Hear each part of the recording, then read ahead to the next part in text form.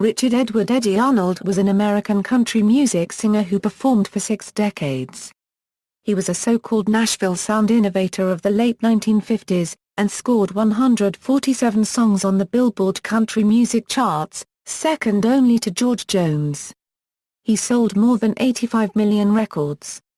A member of the Grand Ole Opry and the Country Music Hall of Fame, Arnold ranked 22nd on Country Music Television's 2003 list of the 40 greatest men of country music. Early years: Arnold was born on May 15, 1918 on a farm near Henderson, Tennessee.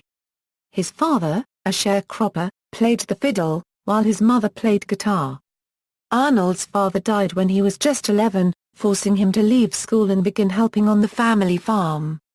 This led to him later gaining his nickname the Tennessee Plowboy. Arnold attended Pinson High School in Pinson, Tennessee, where he played guitar for school functions and events. He quit before graduation to help with the farm work, but continued performing, often arriving on a mule with his guitar hung on his back. Arnold also worked part-time as an assistant at a mortuary. In 1934, at age 16, Arnold debuted musically on WTJS-AM in Jackson, Tennessee and obtained a job there during 1937. He performed at local nightclubs and was a permanent performer for the station. During 1938, he was hired by WMPS-AM in Memphis, Tennessee, where he was one of its most popular performers. He soon quit for KWKAM in St. Louis, Missouri, followed by a brief stint at WHAS-AM in Louisville, Kentucky. He performed for WSM-AM on the Grand Ole Opry during 1943 as a solo artist. In 1944, Arnold signed a contract with RCA Victor, with manager Colonel Tom Parker, who later managed Elvis Presley.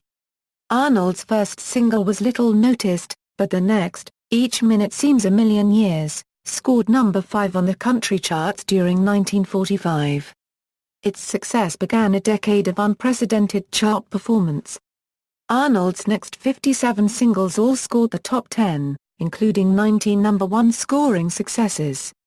In 1946, Arnold scored his first major success with It's How Much I Love You. In 1948, he had 5 successful songs on the charts simultaneously. That year he had 9 songs score the top 10. 5 of these scored number 1 and scored number 1 for 40 of the year's 52 weeks. With Parker's management, Arnold continued to dominate, with 13 of the 20 best-scoring country music songs of 1947 1948. He became the host of Mutual Radio's Pure in a sponsored segment of the Opry and of Mutual's Checkerboard Jamboree, a midday program shared with Ernest Tubb that was broadcast from a Nashville theater.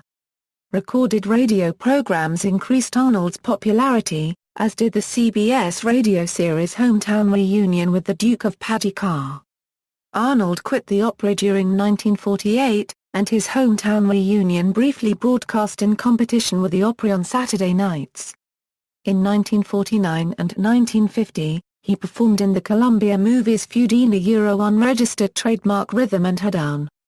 Arnold began working for television in the early 1950s, hosting The Eddy Arnold Show.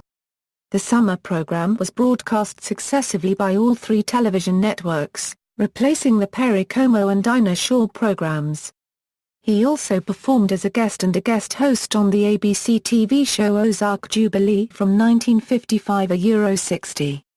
Arnold featured in the syndicated Eddy Arnold Time from 1955 to 1957.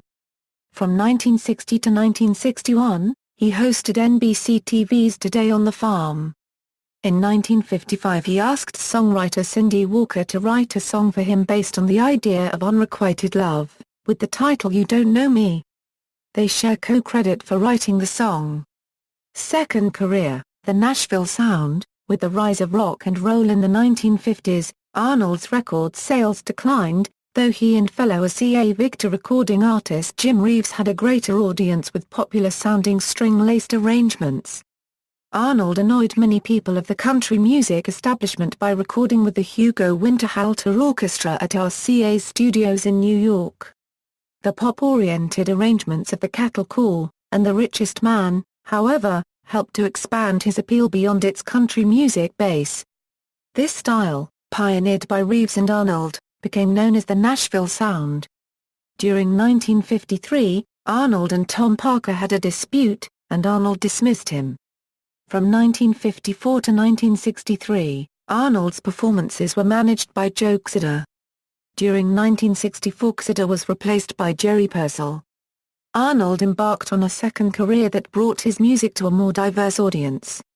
In the summer of 1965, he had his first #1 country song in 10 years, What's He Doing in My World, and struck gold again 6 months later with the song that would become his most well-known, Make the World Go Away, accompanied by pianist Floyd Cramer on piano and featuring the Anita Kerr Singers. As a result, Arnold's rendition became an international success. Bill Walker's orchestra arrangements provided the lush background for 16 continuous successes sung by Arnold in the late 1960s. Arnold performed with symphony orchestras in New York City, Las Vegas and Hollywood. He performed in Carnegie Hall for 2 concerts, and in the Coconut Grove in Las Vegas. During 1966, Arnold was inducted into the Country Music Hall of Fame, the youngest performer to receive the honor. The following year, Arnold was voted the first ever awarded Country Music Association's Entertainer of the Year. 2 years later, Arnold released an autobiography named It's a Long Way from Chester County. Having been with RCA Victor since 1944, Arnold left the label in 1973 for MGM Records, where he recorded 4 albums, which included several top 40 successes. He returned to RCA in 1976. Later years and death, during the 1980s, Arnold declared himself semi-retired. However, he continued recording. In 1984, the Academy of Country Music awarded Arnold its Pioneer Award. His next album, You Don't Miss a Thing, wasn't released until 1991. Arnold performed road tours for several more years. By 1992, he had sold nearly 85 million records, and had a total of 145 weeks of #1 songs, more than any other singer. In 1996, RCA issued an album of Arnold's main successes since 1944 as part of its Essential series. Arnold, then 76 years old, retired from active singing, though he still performed occasionally. On May 16, 1998, the day after his 80th birthday, he announced his final retirement during a concert at the Hotel Orleans in Las Vegas. That same year, the National Academy of Recording Arts and Sciences inducted the recording of Make the World Go Away into the Grammy Hall of Fame. In 2000, he was awarded the National Medal of Arts. In 2005, Arnold received a Lifetime Achievement Award from the Recording Academy, and later that year, released a final album for RCA entitled After All These Years. Arnold died from natural causes on May 8, 2008 in a nursing home in Nashville, exactly 1 week before his 90th birthday. His wife of 66 years, Sally Guyhart Arnold, had preceded him in death by 2 months. They were survived by 2 children, 2 grandchildren, and 4 great-grandchildren. On May 31, 2008, RCA released To Life, as a single from the album After All These Years. It debuted at number 49 on the Hot Country Songs charts, Arnold's first entry in 25 years and the recording by the oldest person to chart in Billboard magazine. It set the record for the longest span between a first chart single and a last, 62 years and 11 months, and extended Arnold's career chart history to 7 decades. Discography. References.